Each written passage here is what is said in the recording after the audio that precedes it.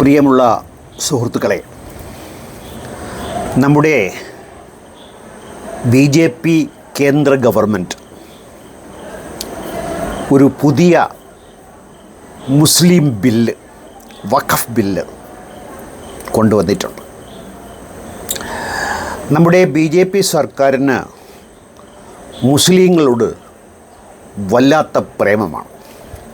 ചിലപ്പോൾ അത് എല്ലാ അതിർവരമ്പുകളെയും ലംഘിച്ചുകൊണ്ട് സ്പഷ്ടമായ രീതിയിൽ പ്രകടിപ്പിക്കത്തക്ക രീതിയിൽ പല നടപടികളും അവർ എടുക്കും.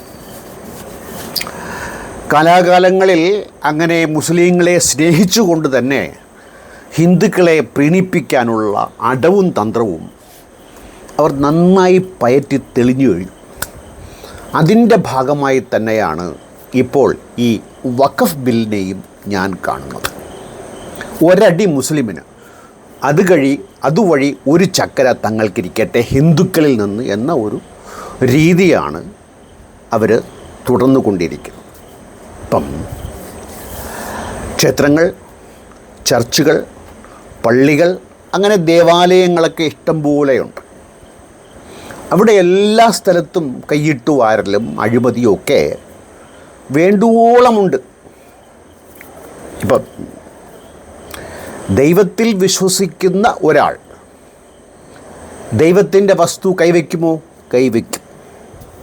വിശ്വാസകാര്യം വരുമ്പോൾ അങ്ങനെ ദൈവത്തെ മുന്നിൽ നിർത്തി പേടിക്കുന്ന സ്വഭാവം വിശ്വാസികൾക്കില്ല.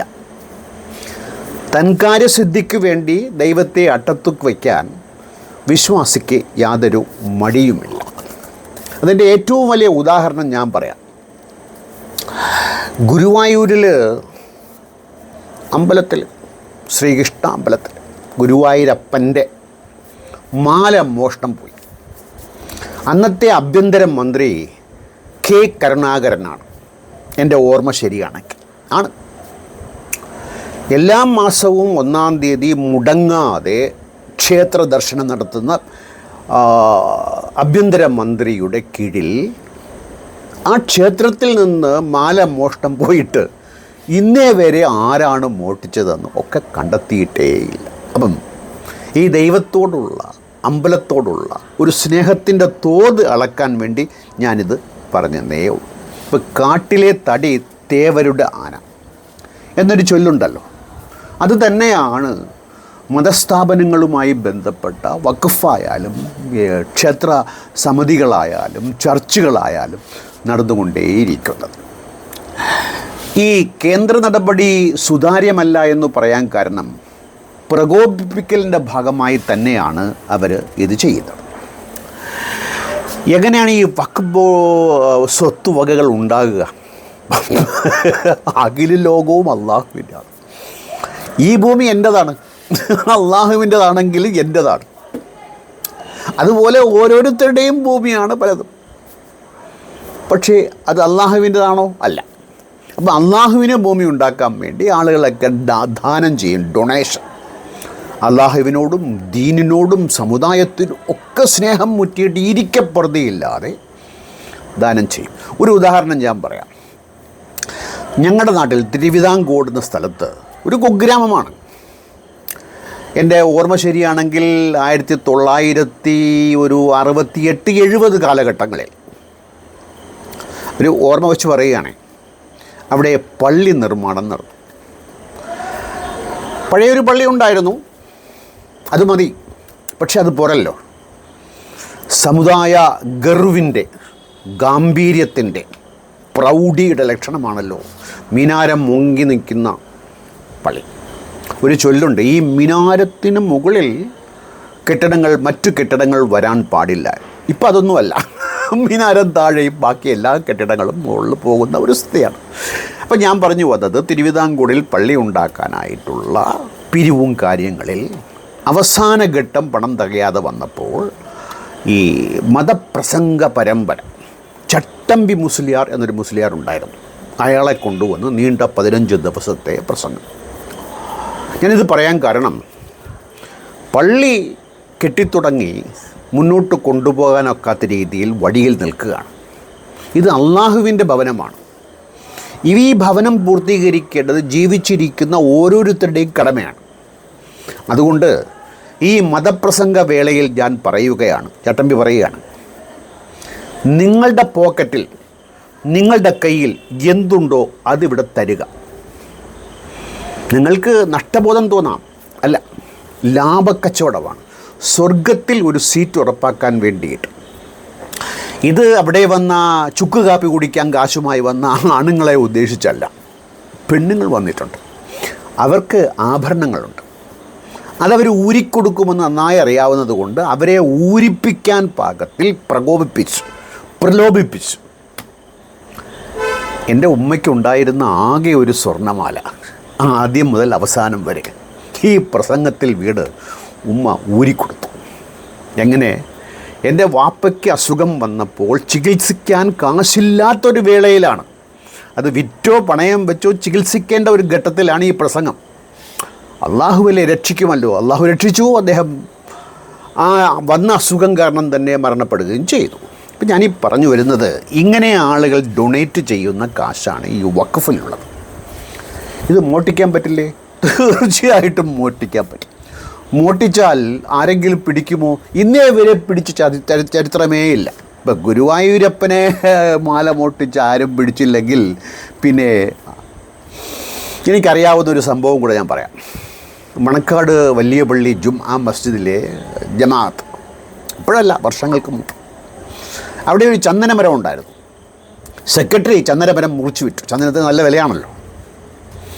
ഈ ചന്ദനമരം വിൽക്കാൻ പാടില്ല എന്നൊക്കെ പറയുന്നത് എനിക്കറിയില്ല.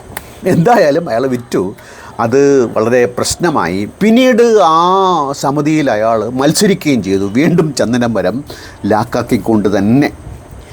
ഞാൻ പറയുന്നത്, ഒരു സമൂഹമാകുമ്പോൾ ആർത്തിമൂത്ത ഭണ്ഡാരങ്ങൾ ഒരുപാടുണ്ടാകും. അവർ സ്ഥാനമാനങ്ങൾക്കും പ്രശസ്തിക്കും വേണ്ടിയൊക്കെ സാമുദായിക രാഷ്ട്രീയ സംഘടനകളിലൊക്കെ അംഗമായിക്കൊണ്ട് എങ്ങനെ ഊറ്റാമെന്നതായിരിക്കും അവരുടെ മെയിൻ ഉദ്ദേശം. അങ്ങനെയുള്ള ആളുകളിൽ ബഹുഭൂരിപക്ഷം ആളുകളും ഇത്തരം സമിതികളിലും ജമാഅത്തുകളിലും ക്ഷേത്ര കമ്മിറ്റികളിലും വന്നു ചേരും. അവർ എന്തിനുദ്ദേശിച്ച് വന്നോ അത് ഭംഗിയായി നടത്തി തിരിച്ചു പോവുകയും ചെയ്യുമെന്നുള്ളത്. ഇപ്പം ഈ കേന്ദ്ര ഗവൺമെൻറ് കൊണ്ടുവന്ന ബില്ലിൽ വഖഫ് ഭൂമികൾ സർവേ ചെയ്യാനുള്ള അധികാരം സർവേയറിൽ നിന്നും മാറ്റി കളക്ടർക്ക് കൊടുത്തിരിക്കുകയാണ്. ചുരുക്കി പറഞ്ഞാൽ സർക്കാരിൻ്റെ ഒരു പിടി അതിനകത്ത് വരുന്നു. ഇത് വഖഫ് ഭൂമി മുസ്ലിങ്ങളുടെ ഉന്നമനത്തിന് വേണ്ടി ഉപയോഗിക്കണമെന്നുള്ള BJPയുടെ നോട്ടവും നയവുമൊന്നുമല്ല. വനിതാ ബില്ല് വന്നല്ലോ, മുസ്ലിം വനിതാ ബിൽ. അതെന്താണ്? വനിതകളോടുള്ള സ്നേഹം കൊണ്ടാണോ? അല്ല. അങ്ങനെ ഒന്ന് കൊണ്ടുവന്ന് പ്രകോപിപ്പിക്കാൻ പറ്റുമെങ്കിൽ അങ്ങേയറ്റം പ്രകോപിപ്പിക്കുക എന്നുള്ളതിൽ കവിഞ്ഞ് ഒന്നുമല്ല. ഇപ്പം വഖഫിന് ഒരാൾ വസ്തു ദാനം ചെയ്തു, അത് പിന്നീട് വിൽക്കാനോ കൈമാറാനോ ഒക്കെ പറ്റില്ല. ഇപ്പം എനിക്കോ നിങ്ങളൊരു 10 സെൻറ്റ് സ്ഥലം തന്നു, അത് വേണമെങ്കിൽ നിങ്ങൾക്ക് തിരിച്ചു ചോദിക്കാം. ഞാൻ തന്നാലും തന്നില്ലെങ്കിലും എനിക്കത് കൈമാറാം, വിൽക്കാം. പക്ഷേ വഖഫ് ചെയ്യപ്പെട്ട ഭൂമി കൈമാറ്റം ചെയ്യാനോ തിരിച്ചെടുക്കാനോ അധികാരമില്ല എന്നുള്ളത് ഈ ബില്ലിൽ പ്രധാനമായി പറയുന്ന ഒരു പുരോഗമനപരമായ ഒരു ബില്ലാണെങ്കിൽ അതിൽ പുരോഗമനപരമായൊരു അംശം, അതിൽ സ്ത്രീ പ്രാതിനിധ്യം ഉണ്ട് എന്നാണ്. ഞാൻ ഇപ്പോഴാലോചിച്ച ഒരു കാര്യം പറയാം. ജമാഅത്തിൽ സ്ത്രീ പ്രസിഡൻറ്റോ സെക്രട്ടറിയോ ഉണ്ടാകുമോ? ഉണ്ടാവില്ലെന്നാണ് എൻ്റെ പൂർണ്ണ വിശ്വാസം. ഒരു ജനസംഖ്യയിലെ 50% വരുന്ന സ്ത്രീകൾക്ക് കിട്ടാക്കനി ചെല്ലാൻ പാടില്ലാത്ത ഒരു സ്ഥലമാണ് പള്ളിയും ജമാഅത്ത്. പിന്നെ അവിടുത്തെ ഭരണം എങ്ങനെയാണ് അവർക്ക് നൽകുക? തിരിഞ്ഞു പോലും നോക്കാൻ അവരെ അനുവദിക്കില്ല.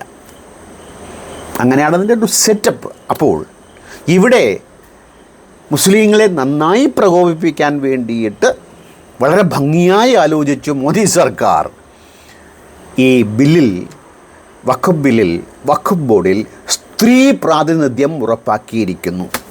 പോരെ പുകില്. ന്യായയുക്തമായ ഒരു കാര്യമാണ്. അത് നീതി നടപ്പിലാക്കലിൻ്റെ ഭാഗമായേ അല്ല.